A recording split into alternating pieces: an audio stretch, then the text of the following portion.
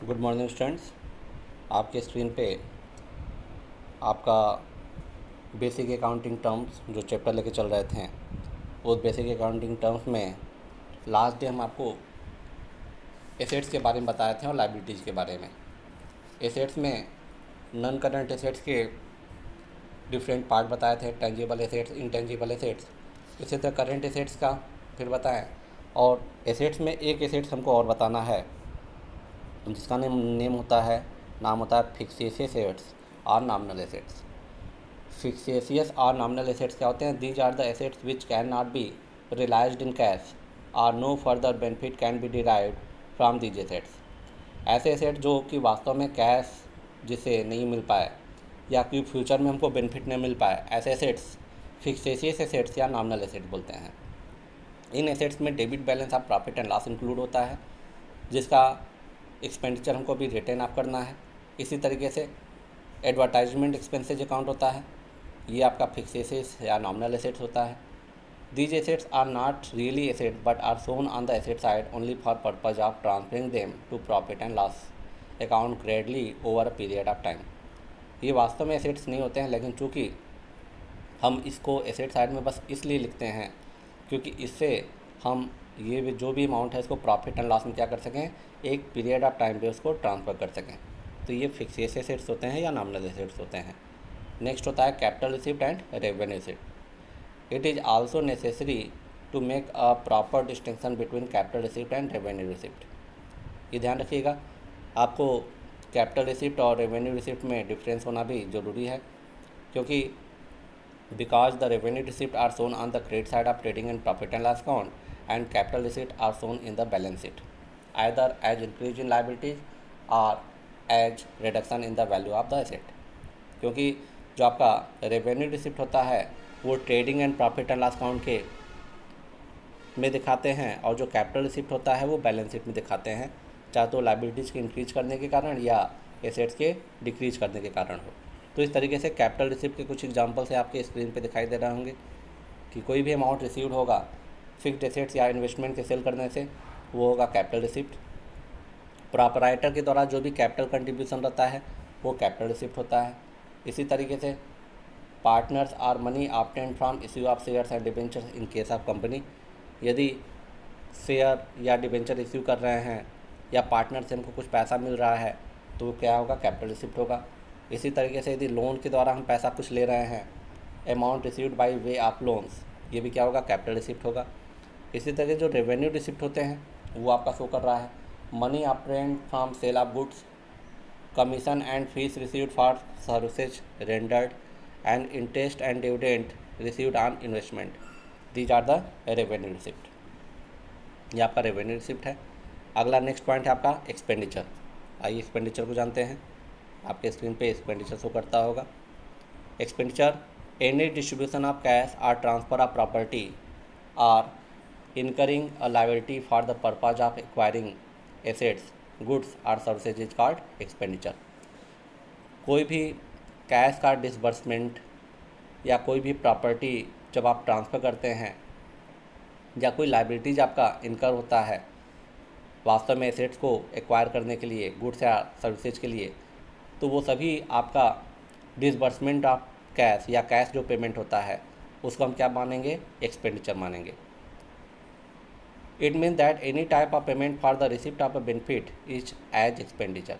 इसका मतलब ये निकलता है कि कोई भी टाइप का पेमेंट जिससे हमको बेनिफिट मिले वो क्या होगा, एक्सपेंडिचर होगा। एक्सपेंडिचर को 3 कैटेगरीज में क्लासिफाइड करेंगे, capital expenditure, revenue expenditure and deferred revenue expenditure. एक कैपिटल एक्सपेंडिचर होगा, दूसरा रेवेन्यू एक्सपेंडिचर होगा, तीसरा डिफर्ड रेवेन्यू एक्सपेंडिचर। इसका मतलब ऐसे कोई भी पेमेंट करने से, कोई भी ऐसा पेमेंट जिससे हमको बेनिफिट मिले उसको हम क्या बोलेंगे, एक्सपेंडिचर बोलेंगे। कैपिटल एक्सपेंडिचर क्या होता है, any expenditure which is incurred in acquiring और increasing the value of fixed assets is termed as capital expenditure. कोई भी ऐसा एक्सपेंडिचर जिससे फिक्स्ड एसेट्स का वैल्यू इंक्रीज कर जाए या कोई हम एसेट्स एक्वायर करें, परचेज करें, तो वो क्या ऐसा एक्सपेंडिचर होगा, कैपिटल एक्सपेंडिचर होगा। As such the amount spend on purchase of creation of building plant furniture is capital expenditure. Such expenditure will benefit over period long period and hence retain in the asset side.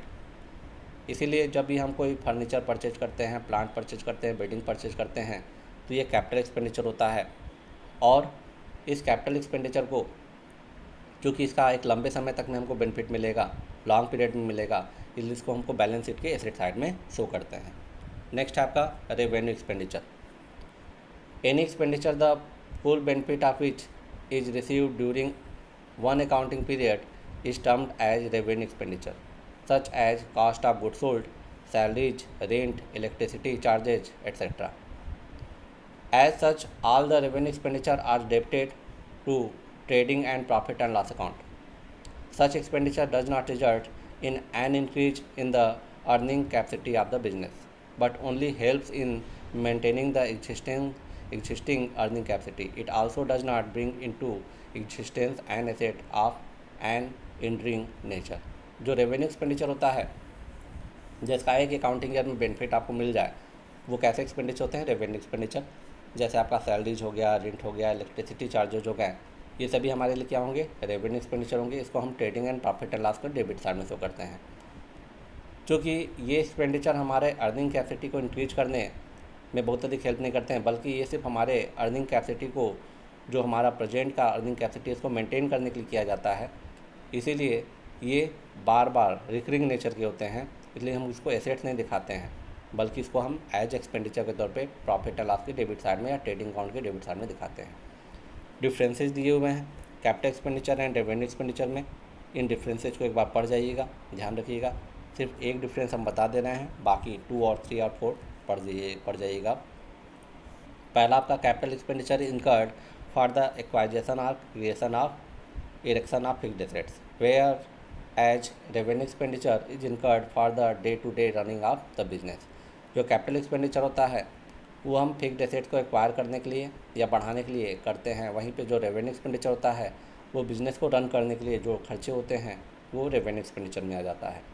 तो इस तरीके से बाकी एक और difference बता दे रहे हैं। नंबर 4 देखिए, ध्यान दीजिएगा। Capital expenditure is retain in the balance sheet. ये ध्यान रखिएगा, कैपिटल एक्सपेंडिचर हमेशा बैलेंस शीट में शो करते हैं, वहीं पे जो रेवेन्यू एक्सपेंडिचर होता है वो trading and profit and loss में शो करते हैं। नेक्स्ट आपका डिफर्ड रेवेन्यू एक्सपेंडिचर।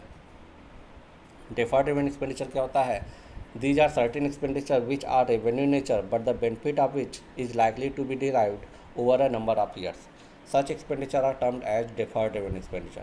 ऐसे कुछ एक्सपेंडिचर होते हैं जो इनका नेचर होता है रेवेन्यू नेचर का, लेकिन इनका जो बेनिफिट होता है वो एक नंबर ऑफ़ ईयर्स 2 और 3 या 5 और 7 ईयर्स तक के लिए इसका बेनिफिट हमको मिलता है। तो ऐसे जो एक्सपेंडिचर जो रेवेन्यू नेचर के हैं लेकिन उनका बेनिफिट हमको more than 1 years but less than 6 और 7 ईयर्स मिले, तो ऐसे एक्सपेंडिचर को बोला जाता है डिफर्ड रेवेन्यू एक्सपेंडिचर। इसमें सबसे बढ़िया एग्जांपल है आपका प्रॉफिट एडवर्टाइजमेंट सस्पेंस अकाउंट। आप जो एडवर्टाइजमेंट करते हैं न्यू प्रोडक्ट के लिए, इसका जो बेनिफिट है वो मैक्सिमम 4 और 5 ईयर्स तक मिलता है। तो उस कंडीशन में एडवर्टाइजमेंट के ऊपर जो भी खर्चा होगा वो क्या होगा? आपका डिफर्ड रेवेन्यू एक्सपेंडिचर के तौर पे माना जाएगा। अगला नेक्स्ट है एक्सपेंसेज। एक्सपेंसेज आइए एक्सपेंसेज जानते हैं कि एक्सपेंसेज क्या होता है। Expenses is the cost incurred in producing and selling the goods and services। Expenses क्या होता है? वो कॉस्ट होता है जो कि गुड्स को प्रोड्यूस करने में या सेल करने में जो कॉस्ट आए, जो लागत आए, गुड्स एंड सर्विसेज को प्रोड्यूस करने में जो कॉस्ट आए वो हमारे लिए क्या होता है? एक्सपेंसेज होता है। फिनी एंड मिलर इसीलिए बोलते हैं expenses is the cost of use of things or services for the purpose of generating revenue. Expenses वास्तव में वो कॉस्ट होता है जो कि वास्तव में रेवेन्यू को जनरेट करने के लिए जो भी कॉस्ट आए, जो भी गुड्स एंड सर्विसेज को यूज करने का जो कॉस्ट आए वो क्या होता है? एक्सपेंसेज होता है। इसका मतलब एक्सपेंसेज को हम कॉस्ट ऑफ गुड्स सोल्ड के तौर पे या जो अमाउंट पेड करते हैं रेंट, कमीशन, सैलरी, एडवर्टाइजमेंट, वो एक्सपेंसेज हो सकता है। Decline in the value of an asset cost by the use of such asset for the business purpose और depreciation is also an expenses. इसके साथ साथ हम एसेट्स को यूज करने के कारण जो वैल्यू डिक्रीज करता है वो भी हमारे लिए क्या होता है? एज एक्सपेंसेज होता है।